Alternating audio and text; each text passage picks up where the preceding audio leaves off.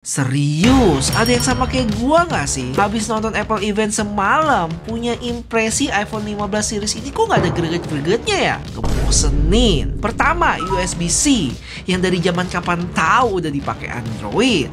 Habis itu kamera yang tiap tahunnya terjadi peningkatan, tapi nggak ada sesuatu yang baru. Lanjut performance yang udah ngebut sebelumnya, terus dibikin lebih cepat lagi. Mantap. Tapi mubazir nggak sih? Dan terakhir, bermaterial titanium. Ini cukup menarik. Tapi sekuat apa sih? Apakah artinya kita nggak perlu pakai casing lagi? Nggak mungkin juga kan?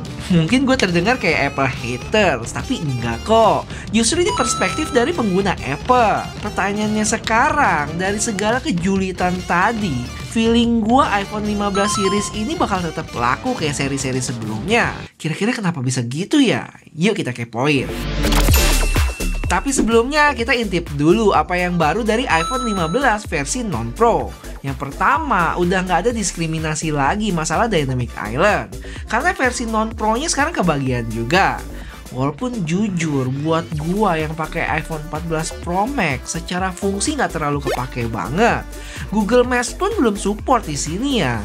Tapi kalau secara pamer harus diakui cukup berhasil. Karena gue sendiri kalau lihat orang pakai 14 Pro bisa cepet ngehnya. Habis itu dari sisi kamera, lensa utamanya kedapatan 48 megapiksel. Yang artinya selain bisa memberikan detail gambar yang lebih baik, sekarang ada fitur telefoto bohongan 2 kali. Yang mana hasil 2 kali ini diambil dari full resolusi 48 megapiksel yang di crop. Hasilnya udah kayak optical 2 kali telefoto dan lebih baik dari digital zoom. Buat performance kedapatan chipset tahun lalu dari iPhone 14 Pro Series, yaitu A16 Bionic, yang mana udah ngebut banget. Dan selama gua pakai 14 Pro Max ini juga lancar-lancar aja. Oh ya, sampai kelupaan kalau lubang portnya itu sekarang udah Type-C. Akhirnya setelah 10 tahun, iPhone meninggalkan Lightning portnya nih. Walaupun sebenarnya secara speed mirip-mirip sih, support USB 2. Buat warna dia ada 5, yaitu pink, yellow, green, blue, sama black. Nggak sengejreng tahun lalu, agak pucet. Tapi gue demen sih sama warna-warna kayak gini, bisa masuk ke cowok cewek.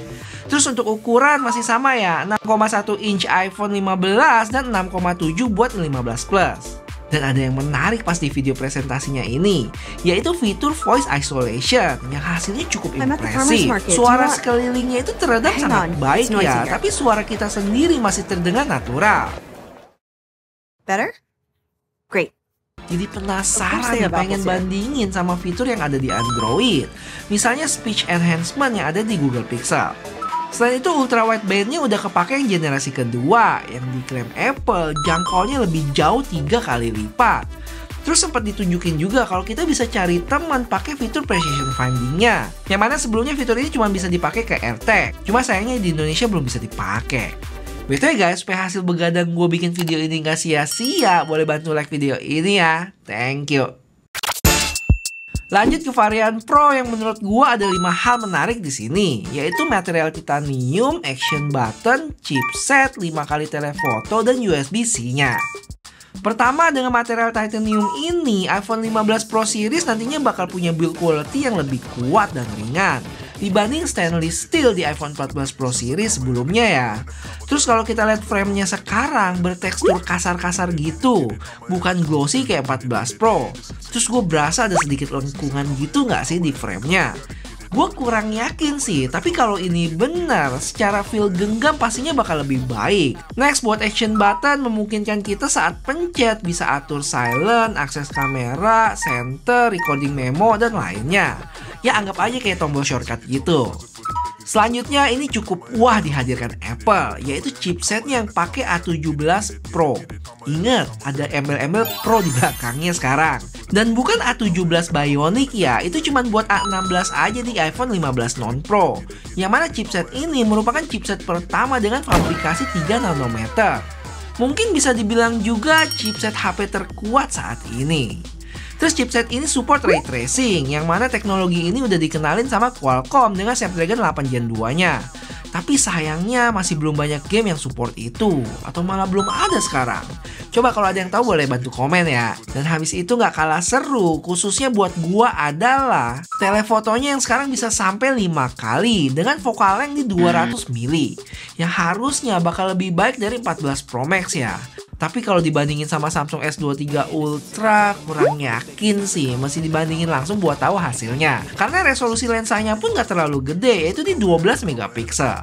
Tapi perlu diingat, 5 kali ini cuma berlaku di varian Pro Max. Kalau Pro doang mentok di 3 kali. Dan terakhir berhubungan sama USB-C, yang perbedaan di varian Pro ini support USB 3, sedangkan non-Pro cuma USB 2. Yang artinya transfer data dengan port Type-C ini jauh lebih cepat dibanding USB 2 ya, ataupun Lightning port. Dan karena ini juga lah saat kita shoot ProRes, filenya bisa disimpan langsung ke external drive. BTW Pro varian ini punya 4 warna ya, ada natural titanium, blue titanium, white titanium, sama black titanium. Kayaknya biru sama natural titanium ini cukup menarik deh. Kalau menurut teman-teman gimana? Warna apa yang bakal paling laris nih? Lanjut untuk baterai, apakah ada peningkatan? Kalau gue bandingin sama versi sebelumnya, secara pemakaian enggak ya. Mau yang Pro ataupun non-Pro sama aja sih dari video dan audio playback. Untuk kecepatan charging pun juga sama. Yang lucu di website mereka berani bandingin sama iPhone 12. Misalnya iPhone 15 3 jam lebih hemat dari iPhone 12. Terus iPhone 15 Pro Max 9 jam lebih hemat dari 12 Pro Max. Wadaw. Oke, jadi benda-benda Apple tadi udah bisa dipesan tanggal 15 nanti ya, dan bakal tersedia tanggal 22 September buat semua varian. Jadi rumor yang bilang Pro Max-nya bakal nyusul kayaknya kurang tepat sih. Untuk storage-nya sendiri buat yang non-Pro ada di 128, 256, sama 512. Sedangkan 15 Pro mulai dari 128, 256, 512, dan 1 tera. Terakhir buat Pro Max mulainya dia di 256 GB sampai 1 tera ya. Buat harga, intinya mahal. Kalian bisa lihat sendiri di websitenya ini. Cuma kalau dibandingin sama tahun lalu harganya mirip-mirip sih. Terus kayak biasa buat teman-teman yang mau jadi orang pertama pegang iPhone 15 series se-RT/RW kalian, bisa kepoin just tip rekomendasi gua sg.shipshop. Pengirimannya cepet dan resmi pakai DHL Express ya. Terus emailnya juga aman, karena bayar pajak sesuai ketentuan yang berlaku. Terus menjawab pertanyaan sebelumnya, kenapa iPhone baru bakal laku terus? Karena menurut sotoy gua, orang-orang yang upgrade ini tuh kebanyakan dari iPhone lama beberapa tahun lalu. Karena bisa gue bilang peningkatan dari iPhone 14 khususnya yang Pro ke 15 itu nggak signifikan. Lebih berasa upgrade-nya paling nggak dari iPhone 12. Kalau dari 13 ya masih di tengah-tengah sih. User iPhone 14 yang upgrade itu ya emang orang-orang yang punya dana lebih dan nggak mau tahu tiap tahun harus ganti aja. Oke, pertanyaan selanjutnya, kenapa orang-orang ini upgrade-nya ke iPhone lagi? Alasan yang paling masuk akal mungkin gara-gara udah terjebak di dalam ekosistem Apple. Yang mana buat teman-teman yang belum familiar seberapa ganasnya si Eko itu sampai bisa terjerat ratusan juta, bisa cek video gua yang ini.